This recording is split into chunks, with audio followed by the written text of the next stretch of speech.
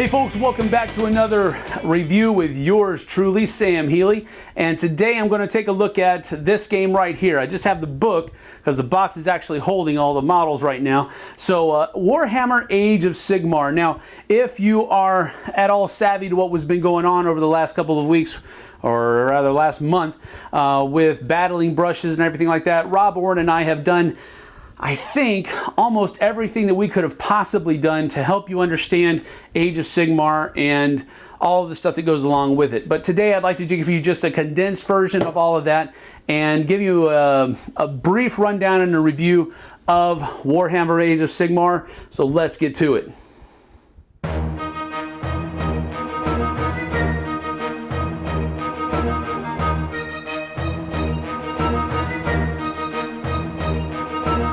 Beginning of the book is pretty much just a lot of pictures, lore, explanations of background, and all of that kind of stuff. And then once you get into about the middle of the book, you have these different things here which give you an idea of how to paint the armies that you want to paint. If you don't want them to look like what the pictures have, well, here's some different ideas on different color schemes that you can use to paint your army. Then it gives a good number of scenarios that you can play through with what comes in the box.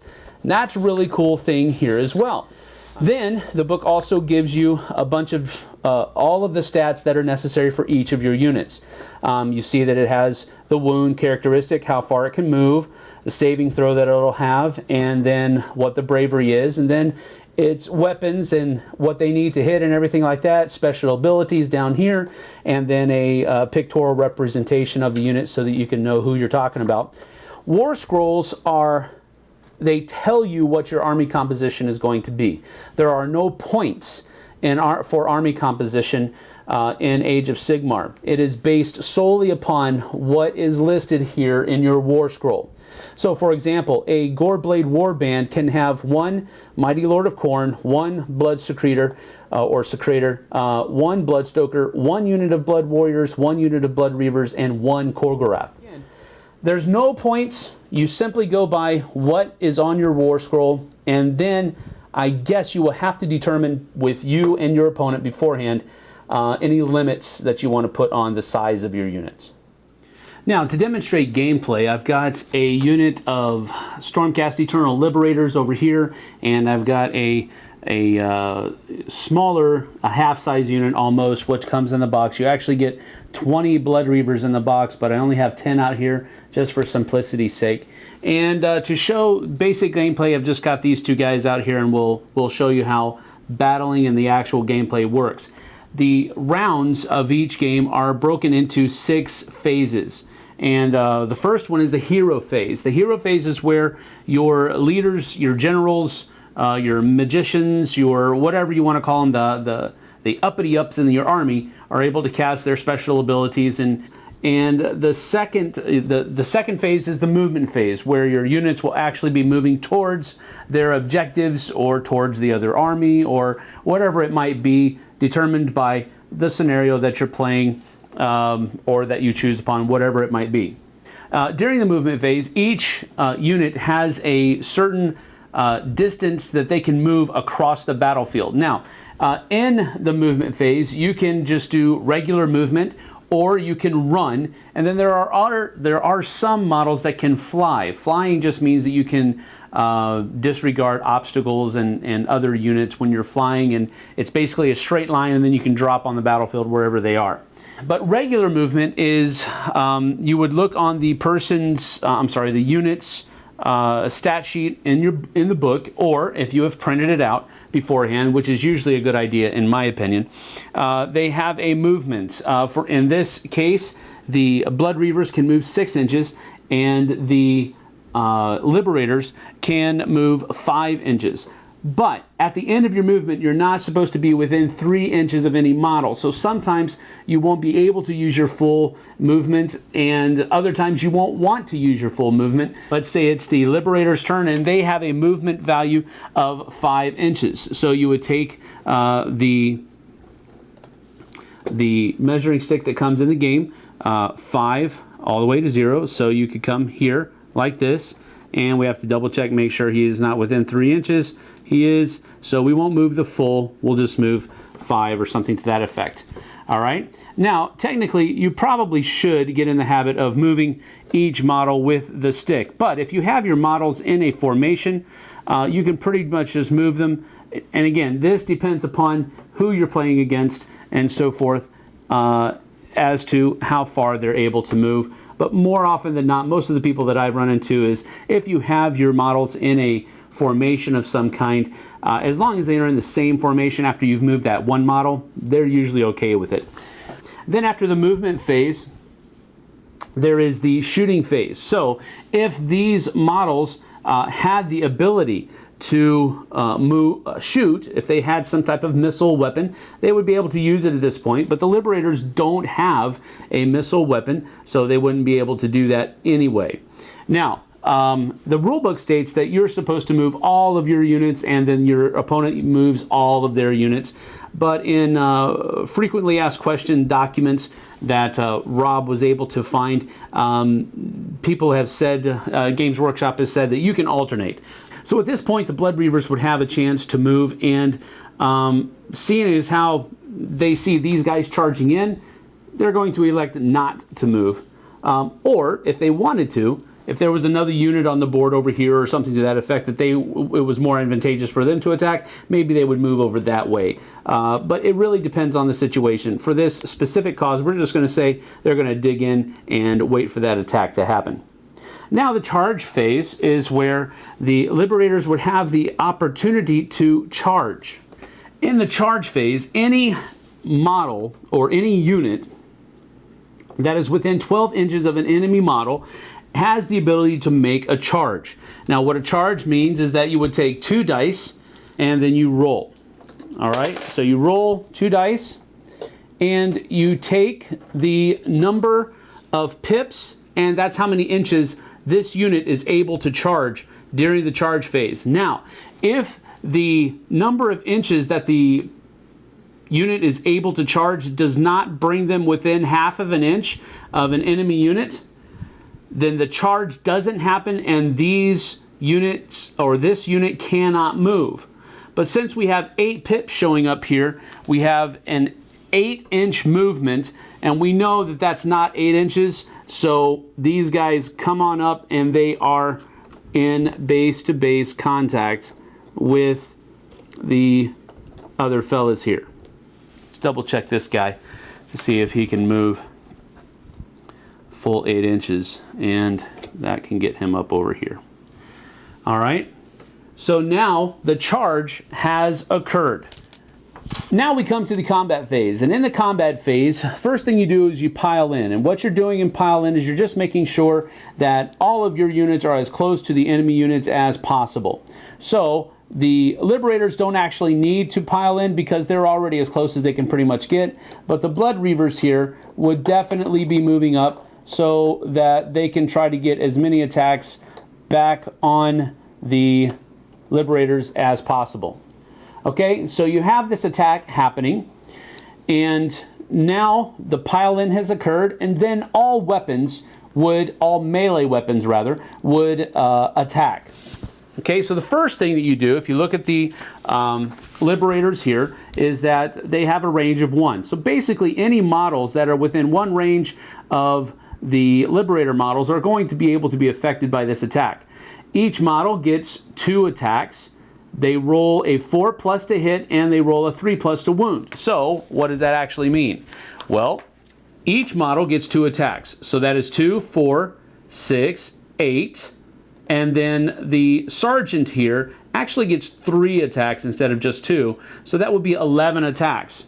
So at that point, 11 dice are taken. 2, 4, 6, 8, 9, 10, 11. 11 dice are taken and rolled. And if you remember, you have to get a 4+ in order to hit. So we are rolling the dice and we're taking out any ones that are not hits. All right, 4 pluses is what we're looking for. So those are the hits that we were able to roll. Then those 5 hits are going to be rolled to see if they wound. And this roll has to be a 3+. Okay, so all of these are wounds. So now, the Blood Reavers would be able to make a saving roll against 5 wounds. And they would take 5 dice, roll them, and they are trying to get whatever their save characteristic would be. The problem is that the Blood Reavers don't have a save value. They're just pretty much mowed down whenever they get hit. So 5 wounds on the Blood Reavers would cause 5 models to be lost because they also only have 1 wound apiece. The Blood Reavers have a range of 1 inch. They have 1 attack. They're rolling 4s to hit or higher, and they're rolling 4s or higher to wound. All right? So you would take 1 attack for each model. So we have 1, 2, 3, 4, 5, 6, 7.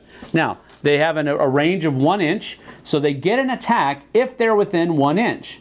This guy makes it, that guy makes it, this guy makes it, that guy makes it, so does that guy, so does this guy, and so does this guy. So basically, these 3 guys right here will not be able to levy hits or attacks against the Liberators because they are out of range. All right? So, but they have a sergeant as well. They will also, it's actually called a chieftain. So he actually gets 2 attacks. Everybody else gets 1. So that's 1, 2, 3, 4, 5, 6, 7, 8. So we have 5, 6, 7, 8. So we have 8 attacks, and we're wanting to get 4+. Okay, so miss, miss, miss, miss. All right, so they have 3 hits. Now they're also wanting to roll wounds, and they want to get 4+ on the wounds. All right, so they actually didn't score any wounds at all. Now, during the battle shock phase is when the effects of the battle, the horror, the carnage take effect on the models that are in it. So 1 die is taken during the battle shock phase and rolled. During that roll, you would take the roll, which in this case is a 1, and you would add to it any models that have been killed from an attack from this unit and add it to that number. So we have 1, 2, 3, 4, 5. So they have a bravery of 6 because of this guy, and 5 plus 1 is 6. So in this case, none of the Blood Reavers would actually run away and cower. But let's say we rolled something different, like a 3. So 5 plus 3 is 8. That is 2 points over their 6 bravery. That means 2 more models would run away in the battle and be removed from the field. And then the game would continue until various different in-game conditions are met. It's really whatever you agree upon with your opponent. So that's Warhammer Age of Sigmar. Now, before I go any further on my final thoughts, I do want to make one clarification that I don't think I should have to make, but I just want to make sure that everybody understands this is what the box has in it when you open it. Okay? The models come on sprues. You have to put them together, and then if you want to, you have to paint them. They look a lot better painted. That's part of the draw for this game, I think, is the hobby aspect.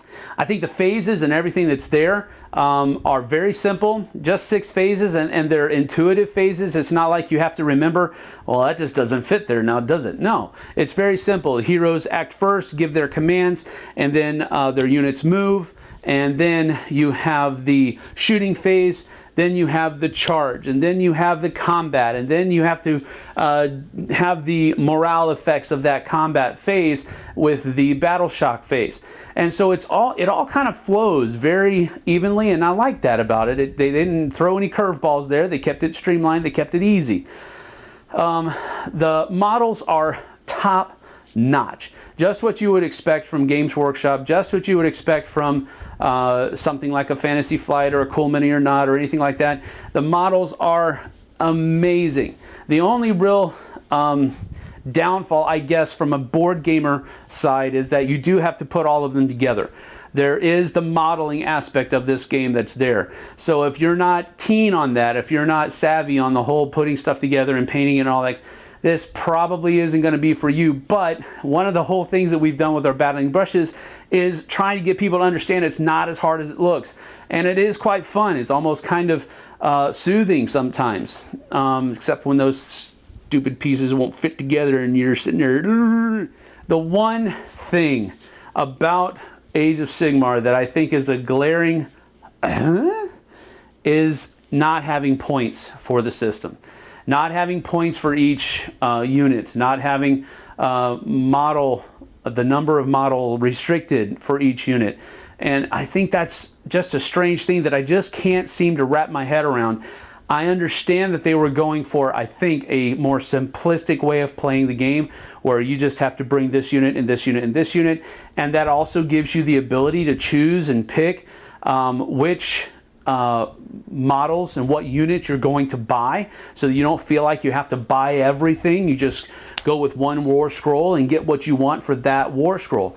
Otherwise, looking at this from an outsider's perspective, I've never played Warhammer Fantasy. I've only played 40K, and that was over a decade ago. I think this is a good opening box, beginner's level of getting into Warhammer.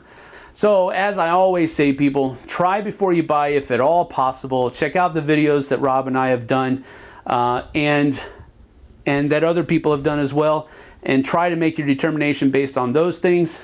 At the end of the day, this is a good, if you're thinking about getting into Warhammer and you just never pulled the trigger, this might be a good entry point for you, because the number of things that you get in the box, the number of scenarios that you get in the book, lend to enough gameplay, and I think it will have some legs to it, especially if you like it. So that is Warhammer Age of Sigmar. See you on the flip side, folks. Thanks so much for watching the Dice Tower videos. Find more great videos and reviews, as well as our top-rated audio podcast at Dicetower.com. You can also find other great shows at Dicetowernetwork.com. I'm Eric Summerer, and you've been watching The Dice Tower. The Dice Tower is sponsored by Cool Stuff Inc., where you can find great games for great prices. Cool stuff in stock. Check them out at CoolStuffInc.com.